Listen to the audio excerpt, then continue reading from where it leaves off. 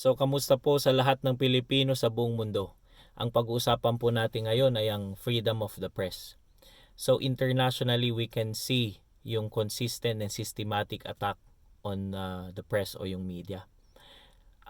Sa US, ang CNN is being labeled as fake news. Sa Philippines, ang rappler is being labeled as fake news. Ang pagpapasara ng ABS-CBN, ang pagpapataw ng guilty verdict labang kay Maria Ressa, ang pagpatay at patuloy na pagpatay sa mga journalist sa Philippines at sa buong mundo. So media is on fire. Ano ba ang role nila sa society? So ang primary role ng press is to gather and disseminate information. This is protected under our constitution, yung freedom of the press. Now, bakit ba importante ang freedom of the press? Because the public has the right to know. Lahat dapat ng transaction ng government alam ng publiko. Ang statement of assets and liabilities dapat alam din ng tao. Bakit ganun ang structure? Because based on Article 2 ng Philippine Constitution Section 1, ang sovereignty ay nasa tao at ang kapangyarihan ng gobyerno ay nanggagaling sa tao.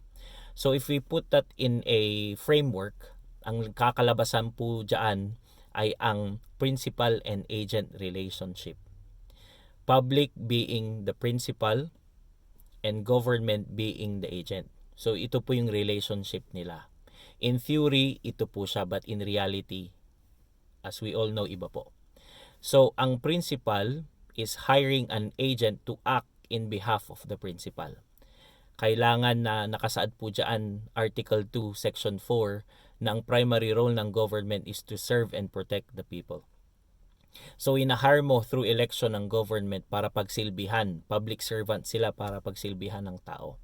But in reality, sa nakikita natin, hindi po ganun ang structure.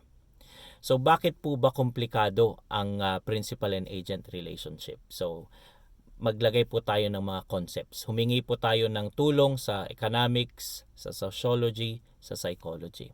5 concepts po ang pag-uusapan natin kung bakit complicated ang principal and agent relationship.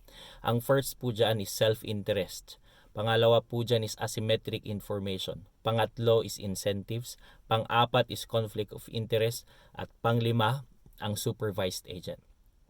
Ang ibig sabihin po ng self-interest ay inuuna ng tao ang kanyang pakinabang o ang kanyang benepisyo sa isang transaction. Pangalawa po dito, yung asymmetric information. Mas may alam yung isa kaysa sa isa. May mas alam si Pedro kaysa kay Juan. Pangatlo po ang incentives o yung payoff. Ano ang pakinabang o yung kikitain mo doon? Ano yung gantimpala na makukuha mo doon sa transaction na yon? Ito yung incentives. And people respond well to appropriate and high incentives. Pang-apat po dyan yung conflict of interest. Dahil lahat po ng tao may self-interest, si principal at agent may sarili-sarili silang interest at minsan nagko-conflict yan. And yung panglima po, which is why i-connect po natin dito sa freedom of the press, yung supervised agent. Para hindi po gumawa ng illegal activities ang agent, kailangan po siya ay supervised. May nagbabantay, may watchdog, may nakatingin, may nag-check, may nagbabalance sa kanyang transaction. I-try po nating i-apply ito para mas madali nating maintindihan. For example, nagpunta ka sa airport and nag-hire ka ng taxi. Ang pasahero, ang principal, kasi ikaw nag-hire ng agent para dalhin ka doon sa destination A, at ang driver, taxi driver, siya ang agent. Siya ang hinire mo para dalhin ka. Unang konsepto, self-interest. Ang self-interest ng pasahero ay makarating sa destination A, fastest, safest, cheapest. Ang self-interest naman ng driver, as we know, gusto niyang kumita ng mas malaki, so pwede niyang patagalin yung travel time. Pangalawang concept, yung asymmetric information. May imbalance doon sa kaalaman sa information. At dito may undue advantage ang taxi driver kasi alam niyang pasikot-sikot, saan ang heavy traffic, saan ang smooth ang traffic, anong shortest route. Alam lahat na iyan ng taxi driver. Pwedeng alamin yan ng pasahero, but it is costly. Pwede niya i-check sa Google Map or pwede siya magdala ng sarili niyang map. Pangatlo, i-apply natin yung incentives. Ano ang incentives dito? na yung dapat na pasahero magbabayad doon sa taxi driver. At ang taxi driver naman, ang incentive niya malaki yung kita niya. So makikita mo dito, ang insentibo ng pasahero mababang kanyang babayaran. Ang insentibo naman ng taxi driver, malaki ang kanyang kikitain.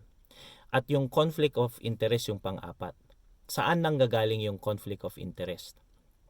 So ang interest ng pasahero makarating sa pinakamabilis, pinakamurang paraan. Ang sa driver naman baliktad. Gusto niya yung matagal para malaki ang kita niya. Dito nanggagaling ang conflict. At ang panglima, ang supervised agent.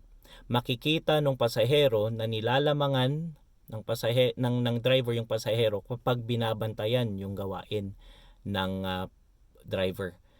Pero kaya ba nating magbantay sa lahat ng agent? Employer-employee relationship, buyer and seller relationship, doon sa mga nag-a-apply ng trabaho, may mga asymmetric information yan. So magsasabi ka ba ng iyong kahinaan doon sa employer mo para makuha ka? O itatago mo yun? Bakit chine-check nung employer mo yung timesheet para makita na pumapasok ka? Ba't tinitignan yung performance mo para tignan kung tinatamad ka ba o ginagawa mo ba yung trabaho mo ng maayos? Bakit kapag nagbebenta ka ng sasakyan, napaka-importante na yung bibili, yung buyer, magdadala siya ng mekaniko para i-check yung sasakyan, para i-check kung gumagana ng mabuti. Kasi ang tendency ng seller, hindi niya sasabihin yung kabulukan ng sasakyan kasi hindi niya ito mabebenta. So dito nang gagaling yung kung bakit may cheating. Kasi may asymmetric information. Hindi sinasabi. Now dito pumapasok yung role ng press, ng media para ilabas yung katotohanan. They collect information, hidden information. Bakit in danger ang buhay ng media? Because they handle crucial and hidden information, particularly sa government. Kasi sila yung nagdi-disclose ng corruption, ng irregularities, ng illegal activities ng tao, ng government, ng church, ng institution, ng organization. Sila yung naglalabas nito. So anong gagawin nila dun sa taong naglalabas ng information? Easy, di ba? Hahanapin nila, sisiraan nila, sa kasamaang palad yung iba napapatay. Kasi sila yung nag-handle ng hidden information. Kapag ito'y nilabas nila sa public, mawawalan sila ng incentives. Imagine yung taxi driver na nahuli na nanlalamang. Pwede siya matanggalan ng lisensya. Yung trabahador na hindi gumagawa ng tama sa kanyang trabaho, hindi pumapasok na laman, matatanggalan ng trabaho. O yung empleyado na umaamin sa employer, pag nag-a-apply siya na ganito ako, hindi siya makukuha sa trabaho. Ganun din po sa gobyerno. Mawawalan sila ng insentibo, mawawalan sila ng posisyon, mawawalan sila ng kapangyarihan, mawawalan sila ng pera, mawawalan sila ng mga networks, ng mga investment, ng mga opportunities. Kaya para pangalagaan po nila ang mga ito, yung mga taong may illegal activities, sinasilence po nila ang media. Ito po ang katotohanan. So imagine yung Philippines walang information. Take a second to think na wala kang alam. Let's go back to history and learn from it. Kay Marcos, ang information kapag hindi natin alam about Jabida Massacre, ito ang umpisa ng Muslim Rebellion sa Mindanao. Kay Corazon Aquino, yung Mendiola Massacre, kung hindi natin alam yan. Yung kay Fidel Ramos, yung PAA, nakalimutan ko na yung katransak nila. Yung kay Erap Estrada, yung Weteng Scandal. Yung kay Arroyo, yung Hello Garci. Yung kay Aquino, yung pork barrel, yung scandal ni Napoles. Yung kay Duterte, yung EJK. At yung recently ngayon, yung pagre-resign ni Dr. Tony Lechon, na napakaganda nung sinabi niya doon sa statement niya na nakita ko sa Twitter, na sinasabi niya, and I quote, na bakit siya nag-resign. Basahin ko lang po sa inyo. Sabi niya dito, siya ay nag-resign based doon sa sinabi niya, my manner of communicating to the public, truthful, transparent, open, and straightforward, might not be aligned with the communication strategy of the palace. This statement speaks volume. Ito po ang rason kung bakit ang mga journalist ay pinapatay. Kasi nilalabas po nila yung truthful, straightforward, accurate information para sa publiko. Bakit po siya tinanggal o bakit siya nag-resign? Kasi according to Dr. Tony Lichon, sinasabi niya yung katotohanan pero allegedly parang manipulated yung information na sinasabi sa tao when it comes to COVID-19 sa Philippines. This is very alarming because COVID-19 is about life and death. Makikita natin yung importansya ng information. This is trying to suggest na tinatry po ni Dr. Lichon na sabihin yung truthful, accurate, straightforward information sa tao. Transparent po siya.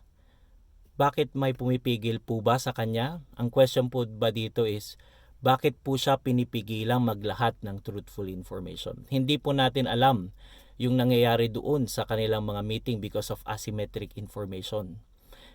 Ang in-group and out-group na sa psychology, ang in-group, yung nasa agency, sila yung nag-uusap, pinapasok si Dr. Lichon. Ngayon nakita niya yung ginagawa sa loob. So anong ginawa sa kanya? Kick out, itchapuera, out group. Kasi nga, dapat loyal ka sa in-group. Dapat may loyalty ka sa in-group. At kung hindi ka kabilang sa in-group, out-group. Kaya ito yung trabaho ng mga journalist na maghanap ng hidden information. Kaya po sila napapatay. At pag nakita na po nila yung hidden information, nilalabas nila sa public, their lives are in danger. Kaya makikita po natin yung ginagawa nila sa mga journalist. So in conclusion, ano po ba dapat ang ating gawin? We have to protect the freedom of the press. Ilaban po natin yan because they are the agents of the public. Kaibigan po natin ang press. Hindi po natin sila kalaban. Kailangan yung mga information na nakikita natin, we have to apply yung konting duda, yung skepticism. Kapag may nakita kang information, i-validate mo kung totoo. Mag-fact check ka. I-check mo yung relevance, yung truthfulness ng information so that you will not be easily swayed by faulty narratives. Maraming salamat po.